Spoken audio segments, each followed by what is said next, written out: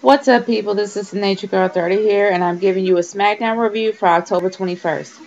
One thing I have to admit is that I actually do kind of like the intro for Smackdown tonight. The reason why is because Alberto Del Rio did not get the pop that he deserves in his hometown.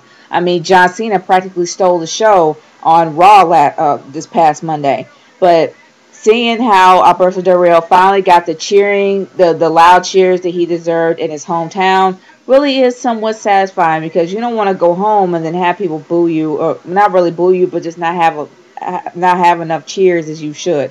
But anyway, um, it was kind of the same typical thing. Tate Long was going to come down and say how much of a coward he was about him trying to duck out the Big Show, but ended up making the Big Show versus Alberto Del Rio as the main event for the night. But I honestly do like the intro. I like the fact that Alberto Del Rio is claiming that he's going to have the champion, kind of promoting vengeance, saying he's going to be the greatest Mexican wrestler of all time. Just trying to promote vengeance and promoting himself towards the main event. I mean, the main event of the night, and also as well as vengeance for Sunday.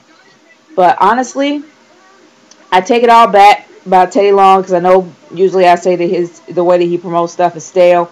But seeing how that he actually made a U.S. Championship title match really makes me happy because it makes the belt not seem more like a prop. It should be defended, and I'm happy it's defended against Zack Ryder because it would.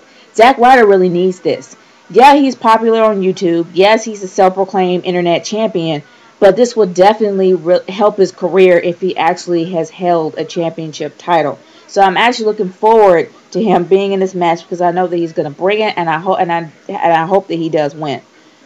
As for the tag team titles, obviously the Air Boom versus Ziggler and Swagger. Seeing how they have a tag team shot lets me know that Ziggler is probably going to lose the belt at Vengeance. It's high time that he actually did defend it, but it's going to be a shame that he's booked down to being a tag team champion. But I mean, let's see how that goes later on next week SmackDown or Raw, wherever they're going to be at. But honestly, the one match, well, not really a match. It was more of a promo, but the highlight for me of the night was Cody Rhodes and Cody Rhodes and Randy Orton. Honestly, Cody Rhodes, the way he does his promos, yes, he sounds like he has a whole bunch of snot in his nose, but the way that they kind of tried to promote the vengeance match between him and Randy Orton was great. Especially the way Randy had his retort. Randy's retort was pretty good. I mean, he seemed pretty angry, and the way they were trying to promote it really does get you hyped up for the event at Vengeance. So I'm actually looking forward to it. The one match that I really hope did not happen, but kind of happy that it did, was Sin Cara versus Sin Cara. The reason why I say that is because the feud is finally over.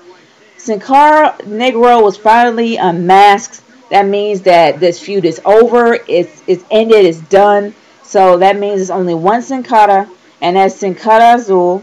So I'm happy for that, and no more Sin Cara feud because I'm done with it. It's just old. But the one match that kind of confused me and kind of makes me sad as well was Mark Henry versus Jomo. Now, every time you see John Morrison in a match, we all know that John Morrison is going to lose. There's no way that he is going to win because honestly, he's still being punished after what Melina did backstage. And even though Melina's gone, he's still being punished after what she did, which is sad. He should be able to go forward in his career. But unfortunately, he's going to constantly be dominated. He's going to constantly be punished after what Melina did. And he was dominated in that match. He shouldn't have been in that match at all. And it's really sad to me that he's going to constantly just keep getting punished. But I don't think I really talked about this or touched base on it, but the tag team match with Sheamus and Zack Ryder versus Dolph Ziggler and Jack Swagger. Honestly, that match really wasn't all that bad. I actually liked it. But seeing how Dolph Ziggler he looked like he was seriously hurt. When he got bro kicked to the head, he looked like he did some damage to his neck. Is he going to be in 100% when he actually does defend his title? I'm doubting it. He's going to probably be at 80% because the two moves that Sheamus did on him and that bro kick, I mean, the bro kick plus the move he did before, I can't remember the name of it, but honestly, it looked painful and it looked like he really did hurt him. So 9 times out of 10, he's going to probably be at 80% when he goes into that match with Zack Ryder. But Zack Ryder is probably going to win anyway because I mean, if he's with Jack Swagger with the tag team belts, they may beat Air Boom and they may be the next tag team champions. But the one thing that I really didn't expect to see was the Divas actually talking. I actually expected a match. I didn't really expect them to talk. As much as I like the Divas of Destruction, it's like Beth and Natalya really didn't have anything to say. They were just talking out their butts for the last, I don't know how long it was. It felt like it was forever. And it was absolutely ridiculous. And Eve, she was like the female version of William Shatner, except that William Shatner did it better. She kind of took a breath after every 3 words. And she was like, I am not a Barbie doll. Like, it was exhausting to even speak. I don't know. I'm really surprised at Eve because Eve has been there for a very long time. She should learn how to be on the mic. And as for the Divas of Destruction, they need to come up with a new gimmick. Besides being all sadistic and having them scream. It's just, I know that gets men off listening to all that, but for crying out loud, come up with something different. Okay, moving on to the main event of the night. And this event was The Big Show versus Alberto Del Rio. Honestly, I actually like the way this match did go. It didn't have a winner, but it actually did lead up to Vengeance. And I think that SmackDown is doing a great job trying to lead up to Vengeance, trying to promote all of their matches and trying to get people hyped up to watch it. I think it was a great idea having the match kind of interrupted.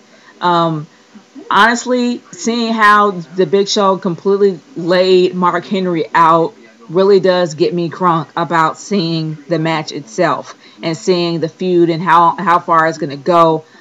I'm all hyped up with this. So honestly, I have to give SmackDown a B+ for the night. Yeah, there were a couple of things in there that was a bit confusing.